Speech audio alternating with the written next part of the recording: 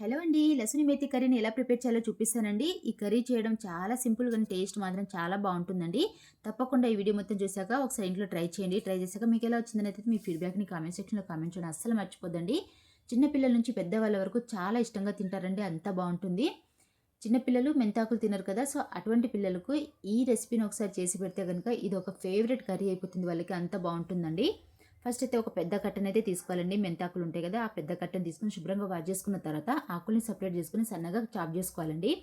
Chop చేసుకొని పక్కన పెట్టుకోవాలి. తర్వాత ఒక కడాయి తీసుకొని పల్లీలనైతే వేయించుకోవాలి.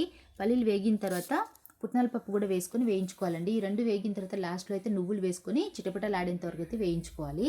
ఈ విధంగా వేగిన తర్వాత గ్యాస్ అయితే ఆఫ్ చేసేసి చల్లారబెట్టుకోవాలండి. సో, ఆ లోపైతే మనం వేరే ప్రాసెస్ కూడా చూద్దాము. అదేంటంటే ఉల్లిపాయలనైతే సన్నగా చాప్ చేసుకొని పక్కన పెట్టుకోవాలి. అదేవిధంగా దీంట్లోకి మనకు టమాటాలు కూడా అవసరం కాబట్టి టమాటాలనైతే కొంచెం పెద్ద ముక్కలుగా కట్ చేసుకొని పక్కన పెట్టుకుందాము. ఆ లోపు ఇవి చల్లారినాయి కాబట్టి మిక్సీ అయితే పట్టుకోవాలి కాబట్టి దీంట్లో నీళ్ళు అయితే అవసరం కదా! సో, కొన్ని నీళ్ళు యాడ్ చేసుకొని మెత్తటి పేస్ట్ లాగా పట్టుకొని వేరొక బౌల్‌లో అయితే ట్రాన్స్‌ఫర్ చేసుకోవాలండి. అదే మిక్సీ జార్‌లో నేను టమాటాలు కూడా ప్యూరీ చేసుకున్నాను. ఈ విధంగా పక్కన పెట్టుకున్నాను.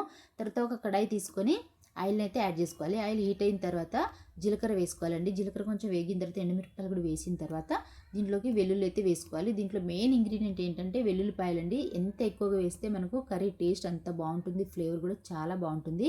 కర్రీ పేరే లసుని మేతి కాబట్టి వెల్లుల్లిపాయలు వేస్తే చాలా చాలా బావుంటుందండి. తప్పకుండా ఒకసారి ట్రై అయితే చేయండి. వెల్లుల్లిపాయలు కొంచెం ఫ్రై అయిన తర్వాత ఉల్లిగడ్డ ముక్కలు కూడా వేసి మంచిగా ఫ్రై చేసుకోవాలండి. ఉల్లిగడ్డ ముక్కలు తొందరగా మగ్గాలంటే గనుక చిటికెడు ఉప్పు అయితే వేసుకోవాలి.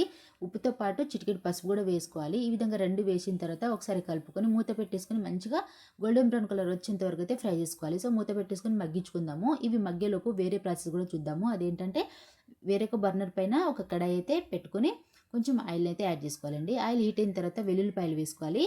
కొంచెం ఎక్కువనే వేసుకోవాలండి. ఇక్కడ నేను 10 వరకు అయితే వెల్లుల్లిపాయలు అయితే వేసుకున్నాను. పొట్టు తీసిన వెల్లుల్లిపాయలని కొంచెం దోరగా వేయించుకోవాలండి. ఈ విధంగా కొంచెం కొంచెం దోరగా వేగిన తర్వాత మనం సన్నగా చాప్ చేసుకున్న మెంతాకులు ఉన్నాయి కదా! సో, మెంతాకులనైతే పచ్చివాసన పోయేంత వరకు అయితే ఫ్రై చేసుకోవాలండి. మరీ ఎక్కువగా ఫ్రై చేయాల్సిన అవసరం లేదు. ఒక 5 మినిట్స్ వరకు ఫ్రై చేస్తే సరిపోతుంది. సో, మధ్య మధ్యలో ఉల్లిగడ్డ ముక్కల్ని కూడా కలుపుతూ ఉండాలి. ఇవి ఫ్రై అవుతూ ఉండంగా మధ్యలో ఇవి కూడా కలుపుతూ ఉండాలండి. ఇది మర్చిపోవద్దు. ఇది కొంచెం మగ్గిన తర్వాత గ్యాస్ ఆఫ్ చేసేసి ఇంకా ఈ విధంగా మగ్గిన తర్వాత దీంట్లోకి ఉల్లిగడ్డ ముక్కలు మగ్గినాయి కదా! సో, దీంట్లోకి మనము పేస్ట్ పట్టుకున్నాం కదండీ టమాటా ప్యూరీ. ఆ టమాటా ప్యూరీని కూడా వేసుకుందాము. టమాటా ప్యూరీ పచ్చివాసన పోయేంత వరకు అయితే కలుపుకోవాలి ఒక 5 మినిట్స్ వరకు. ఈ విధంగా ఫ్రై అయిన తర్వాత దీంట్లోకి మసాలాలు అయితే యాడ్ చేసుకుందాము. మసాలాలు అంటే ధనియాల పొడి, అదేవిధంగా వేయించి పొడి చేసిన జీలకర్ర పొడి, కారం అయితే వేసుకోవాలండి. టేస్ట్‌కి తగినంత వేసుకోండి. ఇవి 3 యాడ్ చేసిన తర్వాత దాని తర్వాత మనము ఇంతకుముందు పల్లీలది పేస్ట్ పట్టుకున్నాం కదా!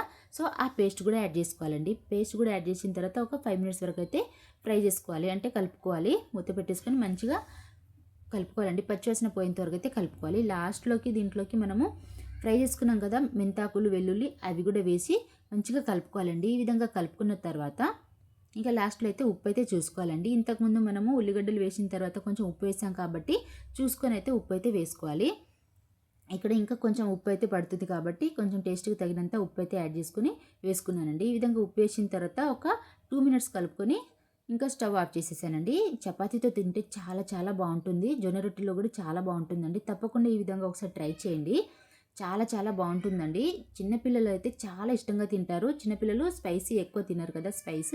సో, అటువంటి పిల్లలకు ఈ విధంగా చేసి పెడితే చాలా ఇష్టంగా తింటారండి. ఆకుకూరలు తినని పిల్లలకి స్పెషల్‌గా ఈ విధంగా చేసి పెడితే చాలా ఇష్టంగా తింటారు. తప్పనిసరిగా ఒకసారి ఇంట్లో ట్రై చేయండి. ట్రై చేశాక మీకు ఎలా వచ్చిందనేదైతే మీ ఫీడ్‌బ్యాక్‌ని కామెంట్ సెక్షన్‌లో కామెంట్ చేయడం అస్సలు మర్చిపోద్దండి.